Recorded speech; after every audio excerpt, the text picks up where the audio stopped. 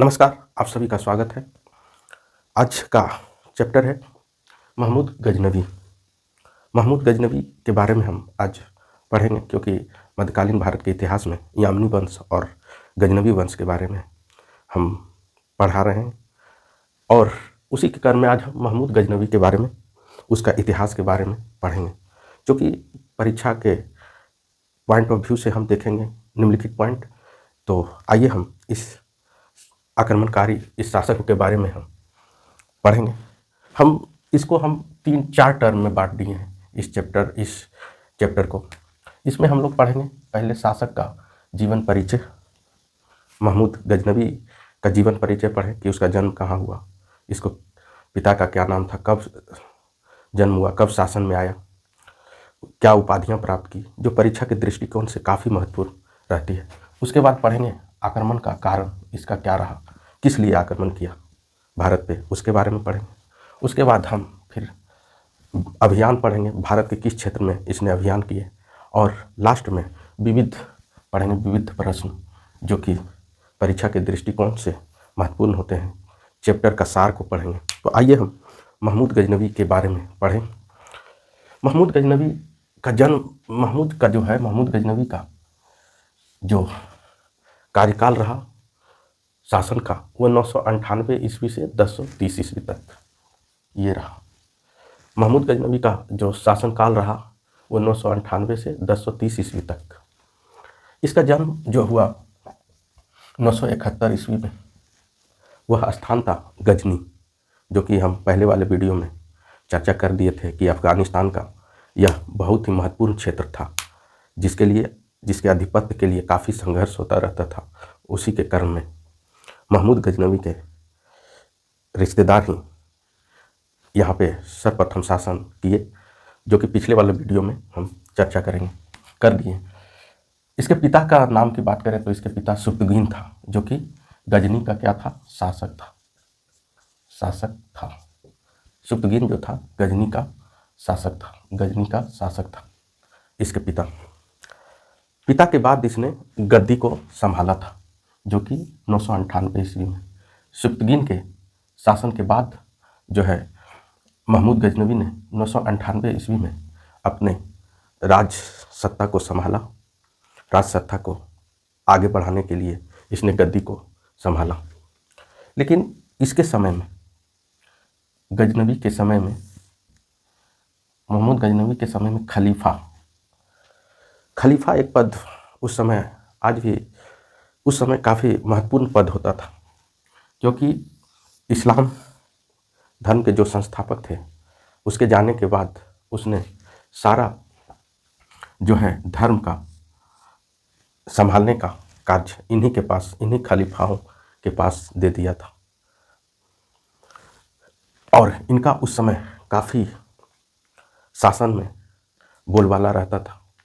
आज भी Islamic country में धर्म गुरु का काफ़ी ज़्यादा महत्व है।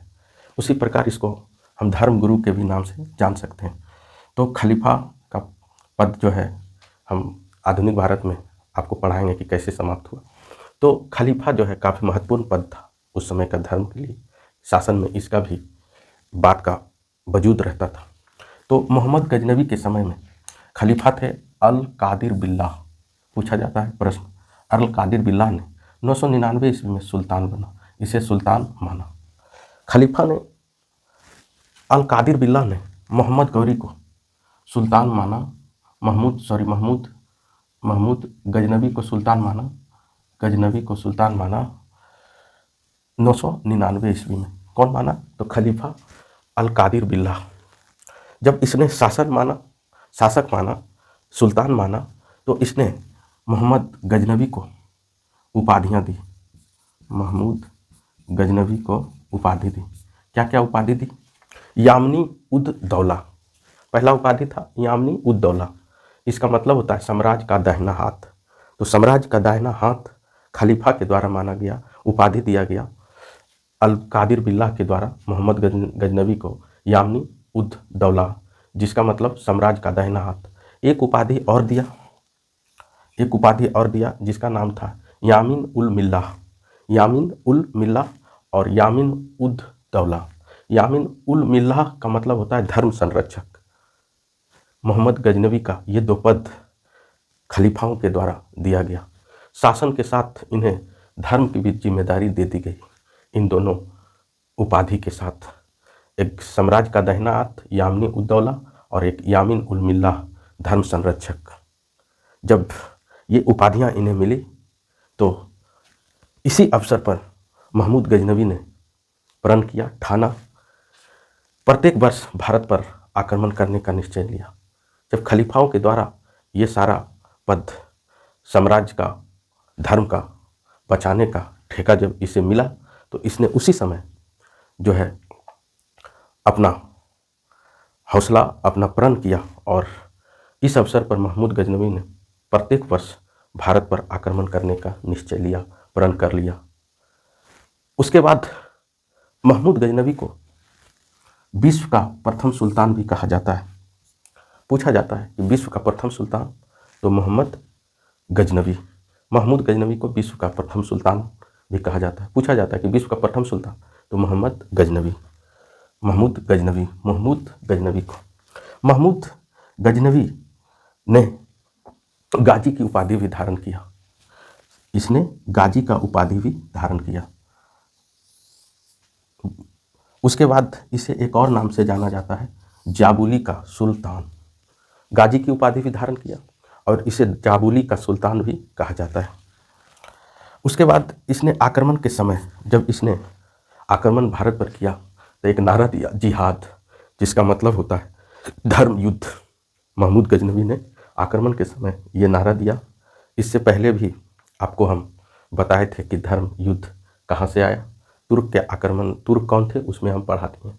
उसके बाद यह इतिहास में बुत सिकन या मूर्ति भंजक के नाम से जाना जाता है।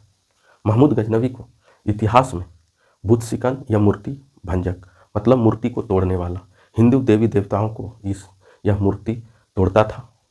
आक्रमण अभियान के समय में हम इसके बारे में विस्तार से बात करेंगे, इसलिए इसे मूर्ति भंजक या बुत सिकन के नाम से जाना जाता है। परीक्षा के दृष्टिकोण से ये पूछा जाएगा कि विश्व का प्रथम सुल्तान, इसे महमूद गजनवी को बुत सिकन, मूर्ति भंजक से नाम से भी जाना जाता है।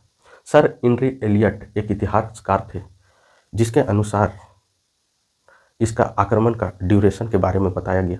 सन हेनरी एलियट साहब ने महमूद गजनवी को 1000 ईस्वी से 1027 ईस्वी तक भारत का पर आक्रमण किया था। ये विद्वान इतिहासकार जो है, महान इतिहासकार हेनरी एलियट का कहना है कि महमूद गजनवी ने भारत पे 1000 ईस्वी से 1027 ईस्वी तक भारत पे आक्रमण किया। ये पॉइंट परीक्षा के दृष्टिकोण से काफ़ी महत्वपूर्ण है, जिसको आप देखेंगे। अब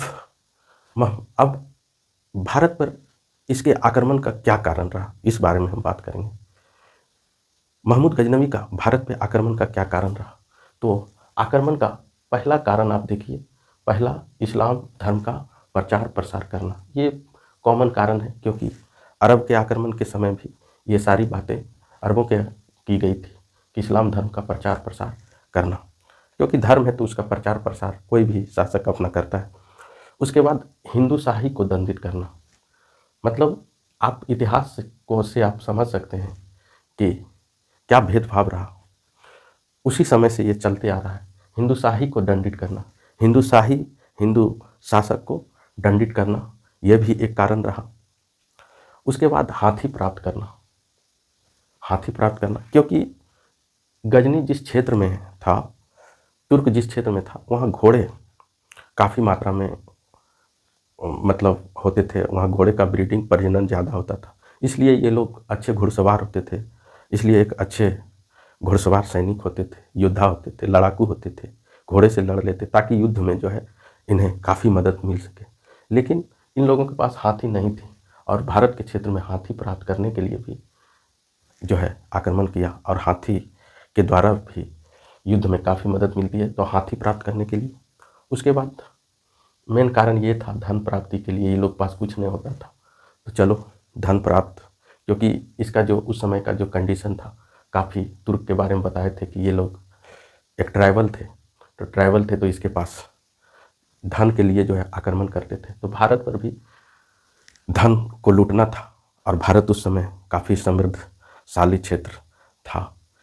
आप देख सकते हैं कि 998 1000 से जो लूटना स्टार्ट किया भारत माँ को, भारत जैसी सोने चिड़िया की देश को, लगभग 1947 तक विदेशी आक्रांताओं के द्वारा आप लूटा गया।